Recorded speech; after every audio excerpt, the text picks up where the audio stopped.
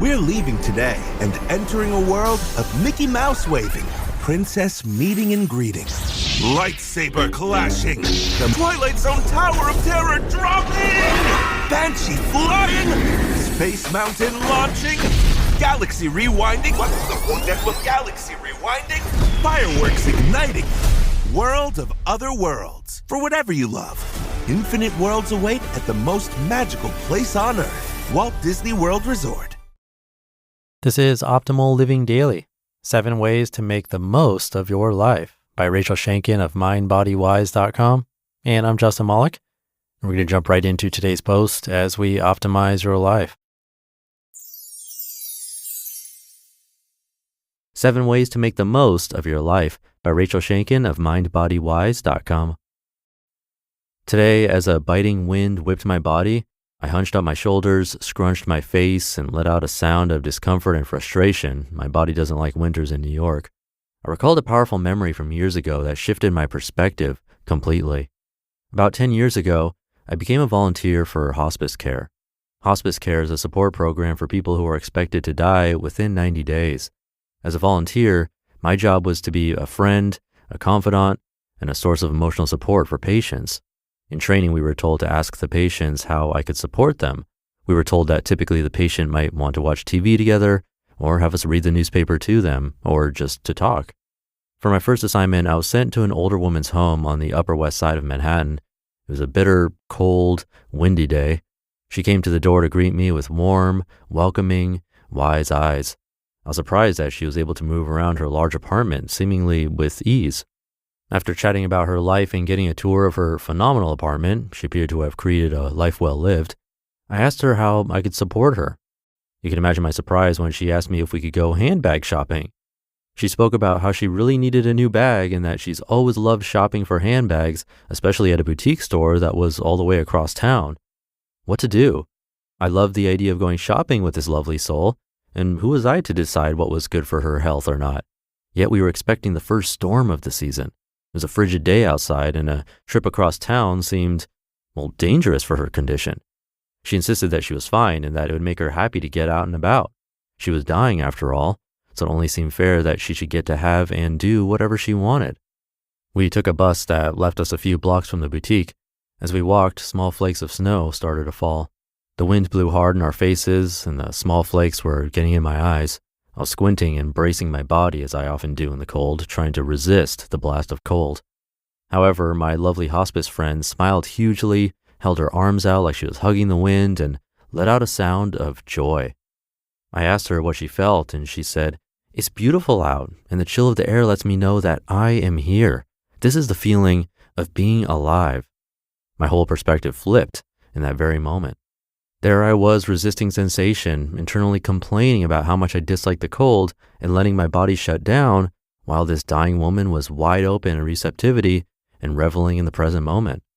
Tears welled up in my eyes. Her words pierced my heart. My first thought was, which one of us is actually closer to death? And the answer by a landslide was sadly me. Me with my resistance and lack of appreciation for being alive on such a cold, sensation-filled, and beautiful winter day. My takeaways? Live life like I mean it, like I cherish it, as much as I possibly can. It's not easy. I'm not always good at it. I still shudder in the cold weather and have been known to dread it. I still notice resistance to things that don't feel good. I still experience stress about unknowns. However, my hospice friend in that one outing taught me a great many things that have helped me to grow in so many ways. Putting these lessons into practice, 7 ways to make the most of your life. Number 1, discomfort means you're alive. Feeling things, both good and bad, is a sign of being truly alive. Next time you feel something you don't want to feel, consider how you can get curious about the feeling versus resisting it. Notice how this shifts things. Number 2, be here now. Whatever is happening in this moment is your life. If you tend to live in the past or you find yourself living in dreams of the future, experiment with bringing yourself into what's actually here right now for you. My favorite tool for this is checking in with my breath. Number 3, be alive while you're alive. When you experience pain or things you don't like, it's easy to harden yourself. Over time, this protective hardening can lead to a deadening inside.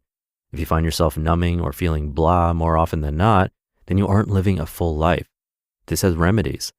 You don't have to stay a dead man walking or dead woman walking forever. Seek out opportunities to try new things, spend time with people who light you up, get creative.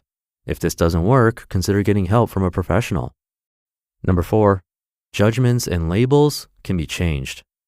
I never appreciated a cold, sharp wind until I felt it vicariously through a dying woman's body. What you label as bad or dislike can easily be changed, reframed, and released. It's as simple as a decision to look from a different angle. Number 5, there's always a lesson. No matter how crappy things get, you can always learn something and grow. Absolutely every moment is an opportunity for transformation. Number 6, appreciate what you have now. It may not be great all the time, but it's real and there's always something good in it. Always. Seek out the gems no matter how deep you have to dig to find them. Those are always the best ones anyway. And number 7, your time is limited. As Steve Jobs reminded us, quote, death is very likely the best invention of life, end quote. Don't wait to live. Your life is now. Seize the now to be in the present moment and to appreciate moments of joy, pain, and all the beauty that life is. You just listened to the post titled 7 Ways to Make the Most of Your Life by Rachel Shanken of MindBodyWise.com, and I'll be right back with my commentary. Have you been waiting for the perfect time to upgrade your tech? Good news, the wait is over. Dell Tech Day's annual sales event is here, and they're celebrating their best customers with fantastic deals on the latest PCs like the Dell 14 Plus with Intel Core Ultra processors.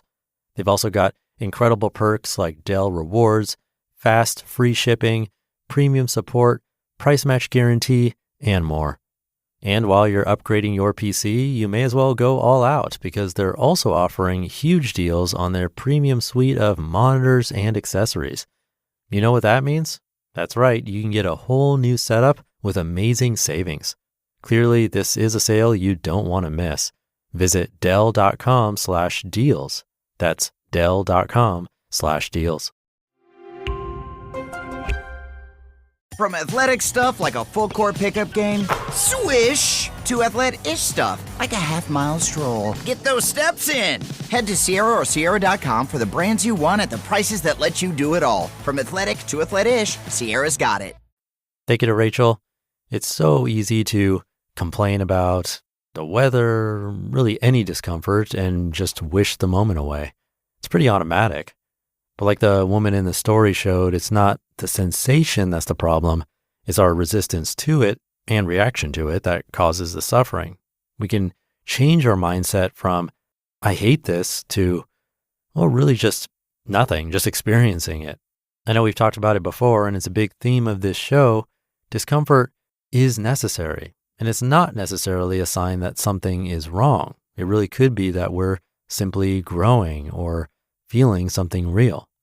And now that might be easier said than done. It's not like I personally go around embracing discomfort, but that's why I think I need reminders like this, and why this show is daily might be exactly what we need to hear today. So maybe today, instead of resisting whatever uncomfortable thing comes our way, we can try to get curious about it or notice it, and maybe even appreciate that we're actually here to feel it. With that, thank you for being here and listening every day. I really appreciate you being here. Have a great rest of your day, and I'll see you tomorrow where your optimal life awaits.